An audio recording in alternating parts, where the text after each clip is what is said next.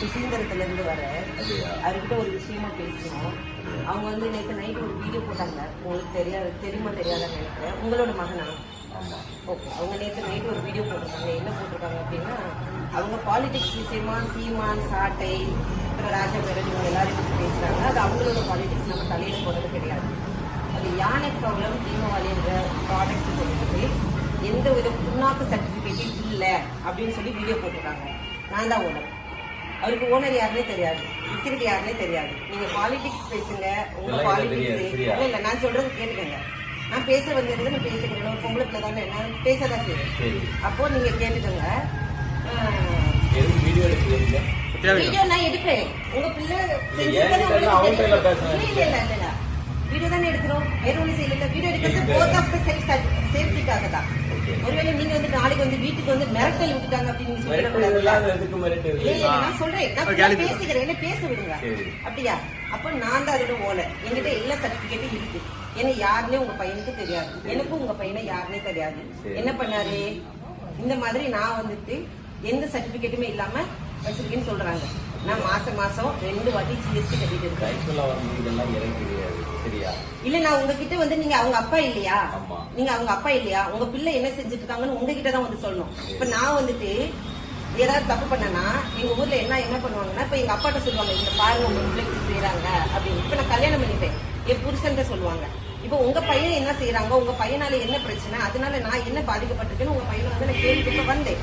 அவங்க இல்லாத சைடுல உங்க பிள்ளை இதுதான் பண்றாங்க, இந்த மாதிரி மத்தவங்களுக்கு இடையூறா இருக்காங்க, அவங்க இந்த மாதிரி தேவையில்லாம மத்தவங்கள பிரச்சனை பண்றாங்க அப்படின்னு உங்களுக்கு தெரியணும் இல்லையா? ஏன்னா இல்ல அமைதியா பேச முடியாது. சாரி மன்னிச்சிருங்க. அதாவது வந்து அமைதியா பேச முடியாது. ஏன்னா நான் கஷ்டப்பட்டு ஹார்ட் ஒர்க் பண்ணி, நான் இது வரைக்கும் நான் ஒர்க் பண்ணிட்டு இருக்கவும் சரி, இப்பவும் சரி, வருஷம் கரெக்டா ஐடிஆர் ஃபைல் பண்ணி, நான் அரசாங்கத்தை ஒரு காலத்துல ஏமாத்த கிடையாது. என் பொருளுக்கு தேவையான எல்லா விதமான சர்டிபிகேட்ஸ், எம்எஸ்எம்இ ரெஜிஸ்ட்ரேஷன், ஜிஎஸ்டி எல்லாம் ஃபைல் பண்ணி, அப்ப நான் அரசாங்கத்தை ஏமாத்தல, மக்களையும் ஏமாத்தல. அப்போ நான் அப்படி இருக்கப்போ அவர் வந்து அந்த மாதிரி பண்றது தப்பு. இப்போ நாங்க வந்து சாதாரண பேசணும் வந்து பயப்படாதீங்க. இது பயம் எதுக்கு? வெளியே போயிருக்காங்க. என்னன்னா அவர் உங்க மகன் வந்து ஆதாரம் கேட்கறாரு, பேசணும். ஏன்னா உங்களுக்கு புரியுது, மனுஷன் நல்லா கேட்கிறாரு. கண்டிப்பா அவர் கேட்கிறாரு.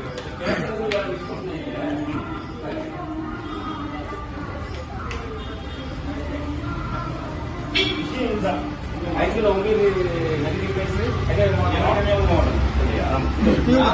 ரவி இருக்காருல்ல நம்ம சர்ச் சார் உட்காருங்க. ஆமா, ரவியோட ரவி கல்யாணம் பண்ணி என்னோட வச்சிருக்கேன். இங்க நம்ம கல்லுக்கூட்டம் அது பக்கத்து இருக்கு. அவங்க நேர இடத்த விடுவேன். நான் இப்ப கவுன்சிலரா இருக்கேன் அந்த வார்டு. இங்க கல்லுக்கூட்டம் அப்படி இவர் தானே நம்ம கல்லுக்கூட்டம் பிரசிடன்ட். இவர் நம்ம காங்கிரஸ் தானே, மனோகர் சிங் தானே. விஷயம்னா கட்சி விஷயங்கள் யார் வேணும் பேசலாம். நீங்க காங்கிரஸ் தானே, உங்க பையன் உங்களே தான் பேசிட்டு இருக்காப்ல. நான் சொல்றது ஆக்சுவலா வந்து பேசுறது இருக்காரு. அவர் திமுக வந்து பல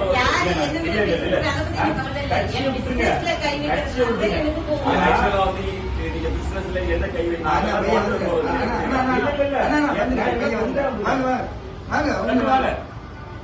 ஆல்டின் பால் வாங்க. ஆல்டின் பால்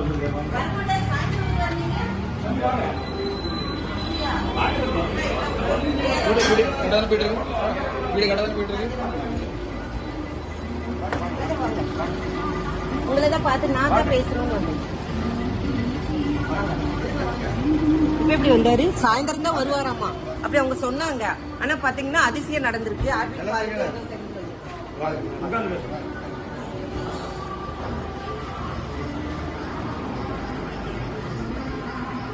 சாயந்தரம் தான் வருவாங்க. அதிசயம் நடக்கல. 2 பேரும் குருவாரம் போறாங்க. புரியுதா? கோயில் வந்து சர்ச்சையும் போயிருக்கு. அது பொண்ணோட வந்துருக்கு. புரியுதா? நீங்க உட்காருங்க. எங்க நீங்க உட்காருங்க. நீங்க உட்காருங்க. பேசணும். அப்போ பேசதான் வந்திருக்கோம். ஃபர்ஸ்ட் அவங்க பேசிக்கிறோம். இல்ல நான் தான் பேசுறேன். எல்லாரும் அமைதியா இருந்துக்கோங்க. நான் பேசதான் வந்திருக்கேன். புரியுதா? டென்ஷன் இல்ல. நீங்க டென்ஷன்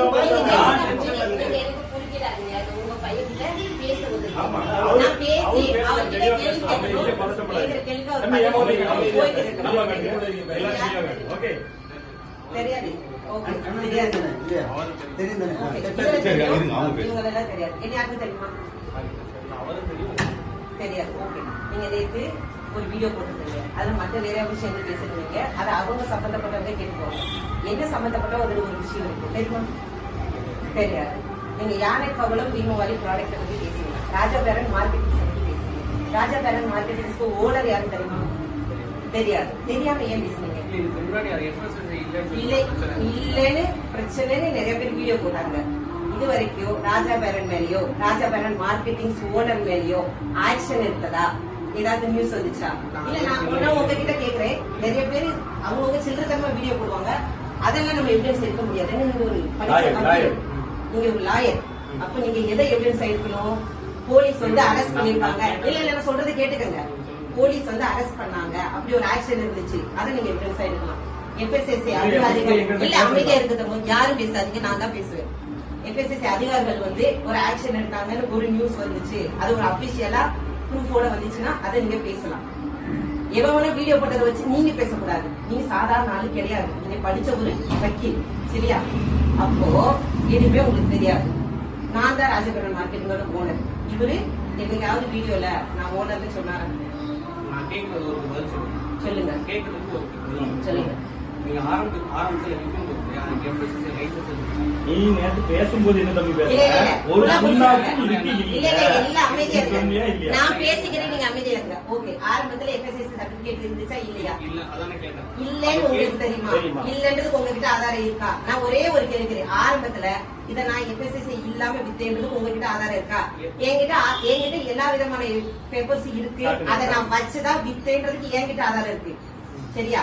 அது ஆரம்பமா இருக்கட்டும், இன்னைக்கா இருக்கட்டும், எல்லாமே இருக்கட்டும், என்கிட்ட ஆதாரம் இருக்கு. இல்லன்றதுக்கு உங்ககிட்ட ஆதாரம் இருக்கா?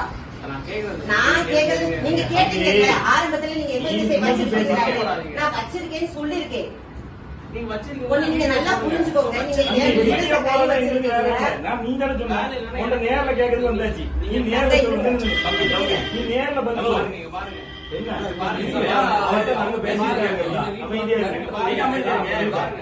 கார்த்திக் குமார் என்னோட ஃப்ரெண்ட். சரி, நீங்க அவங்களுக்கு வித்தீங்க. சரி, லைசன்ஸ் இல்லன்னு சொல்லிட்டு என்ன சொல்றேன்? நான் அவனுக்கு வித்தீங்க கேட்டியா? அவன் தான் என்கிட்ட சொல்றான். சரி, ஒருத்த சொன்ன ஆதாரத்தை தான பண்ணி சொல்லணும். ஆதாரம் கேட்டு நான் இப்ப ஃபோன் பண்றேன். நான் உங்களுக்கு சொல்லட்டா? ஆதாரம் நீ தேவையில்லை. நான் உங்களுக்கு சொல்லட்டா? என் ஃப்ரெண்ட் வந்து ஆதாரம் சொல்லு. இப்ப ஃபோன் பண்றேன். நான் சொல்லட்டா? இப்ப ஃபோன் பண்றேன். ஒண்ணு நான் சொல்லட்டா? கேட்டது பதில். இப்ப லைசன்ஸ் ஆதாரம் இல்லாம பேச முடியாது. கார்த்திக் குமார் சொன்னாங்க. கஸ்டமர் ரிவ்யூ நான் சொல்றேன். தம்பி கஸ்டமர் ரிவ்யூ அக்கா இங்க பாருங்க, கஸ்டமர் ஜிஎஸ்டி இல்லன்னு சொன்ன இருக்கு. அது நான் சொல்லல. நீ சொன்ன நேத்து வீடியோல நீ சொன்ன நேத்து வீடியோல நீங்க என்ன சொல்லிருக்கீங்க? ஒரு புண்ணாக்கும் கிடையாது. ஒரு புண்ணாக்கும் கிடையாது, நீங்க தான் பேசுனீங்க. நான் வீடியோ பார்த்துட்டு தான் கேக்குறேன். இந்த பாருங்க, நான் எஃப்எஸ்எஸ்சி இருக்கு, டிஎஸ்என் எம்எஸ்எம்இ இருக்கு, எல்லாம் இருக்கு. இப்ப நீ வீடியோல சொல்லணும், இங்க எல்லாம் இருக்குன்னு நீ சொல்லணும். கஸ்டமருக்கு கால் பண்ணவா? நீ இப்ப இது இருக்கு காமிச்சாச்சு, உனக்கு ஆதாரம் காமிச்சாச்சு. தங்க இருங்க, நான் பேசிக்கிறேன், கொஞ்ச நேரம் அமைதியா இருங்க. நான் கஸ்டமருக்கு எந்த கஸ்டமருக்கு கால் பண்ணாரு? கார்த்திக் குமார் இப்ப டிவிக்கு ஒண்ணே நல்லா பிரச்சனை. நீ டிவிக்கே வச்சிருக்க, அதிமுக காமிச்சிருக்க, அதிமுக நல்ல கை பிடிச்சிருக்க, ஆனா டிவி கேக்குது பண்ற. நீ இப்ப என்ன சொல்ல வர? எனக்கு நீ கேஸுக்கு போ, அதுக்கு போனா கேஸ் வேற மாதிரி வைக்கணும். இல்ல அமைதியா இருங்க. இங்க பாருங்க, கஸ்டமர் ரிவ்யூ என்ன? சாப்பிட்டா உங்களுக்கு ஏதாவது ஆயிடுச்சா? நான் ஒண்ணே ஒண்ணு கேக்குறேன். கஸ்டமர் ரிவ்யூல எது தெரியுமா எடுக்கணும்? ஒண்ணே நல்லா புரிஞ்சுக்கோங்க. கஸ்டமர் ரிவ்யூல எது எடுக்கணும்? இப்ப நீ என்ன சொல்ற? ஆரம்பத்துல நீங்க இப்ப ரெடி பண்ணி வச்சிருக்கீங்க, நான் கேட்க கூடாது. இப்ப நீங்க நேத்து ரெடி பண்ணுமா? நான் ஆரம்பத்துல நான் கேக்குறேன். ஒரு வருஷம் என்னைக்கு வாங்குறது பாருங்க. சர்டிபிகேட் பாருப்பா. நான் ஒண்ணே ஒண்ணு சொல்றேன்டா, கஸ்டமருக்கு நான் இப்ப போடுறேன். தம்பி இதெல்லாம் தம்பி அமைதியா இருங்க.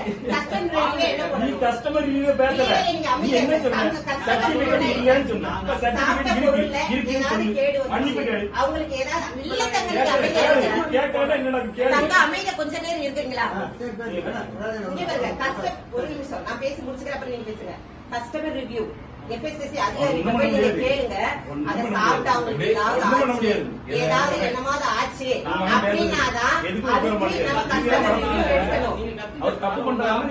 அப்படியா? நீங்க வந்து என்னோட பிசினஸ்ல கை வச்சுட்டு போவீங்க, நான் வந்து உங்களை கொஞ்சமா பிசினஸ் விக்கிற கஸ்டமர் நான் போன் பண்ணி கேக்குறேன். சரி, கஸ்டமர் கிட்ட இருந்து என்ன ரிவ்யூ நீங்க எடுங்க? யாருக்கு விக்கிறீங்க? மக்களுக்கு தானே விக்கிறீங்க. ஆமா, மக்களோட ரிவ்யூ நான் போட்டா மக்களோட ரிவ்யூ எடுங்க.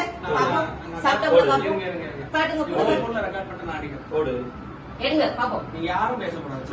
சரி கார்த்திக் குமார்ன்றவருக்கு அடிக்க கூடாது. சரி, இன்னும் ஒண்ணு நான் கேட்கிறேன். கார்த்திக் குமார் அடிக்கல. சரி சரி, வாங்கி சாப்பிட்டவங்க இந்த பொருள்னால என்ன விளைவுகள் வந்துச்சு அதை ப்ரூஃப் பண்ணணும். எவனாவது வாய்க்கு வந்து பேசுறதெல்லாம் நான் ஆதாரம் எடுக்க முடியாது. எனக்கு 1000 எதிரி இருப்பான், அவன் ஒரு வாய்க்கு வந்ததெல்லாம் பேசிட்டு இருப்பான், அதெல்லாம் நான் ஆதாரம் எடுக்க முடியாது. என்ன யார் வீட்டுல என்ன தான் போறாங்க? யார் நான் வீட்டுல வீட்டுல கத்திரி நீங்க அவ்வளவு தப்பு பண்ணிருக்க. நான் இங்க கஸ்டமர் அடி. என்ன பேசுறாங்க? அடி பார்த்துருவோம். என்ன பண்றீங்க? இல்ல, நானும் பார்த்துட்டு இருக்கேன். எவன் போன் பண்ணி சொல்றதுல நான் வச்சு கொடுப்பா. என்ன தம்பி? வீட்டுல வந்து இல்ல அப்ப நான் சொல்றேன்.